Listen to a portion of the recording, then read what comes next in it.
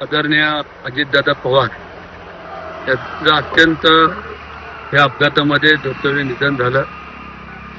मी माझ्या तमाम जनतेच्या वतीने, माझ्या रायगड जिल्ह्याच्या वतीने, माझ्या मतदारसंघाच्या वतीने की ही जी बाब आहे ही अत्यंत दुःखद आहे.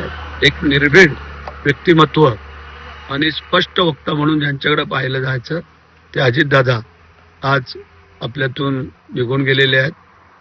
अत्यंत मनाला वेदना देणारी बाब आहे आणि अशी दुर्दैवी घटना फार कोणाच्या आयुष्यात येऊ नये, परंतु विधिलिखित कोणाला टाळता येत नाही आहे.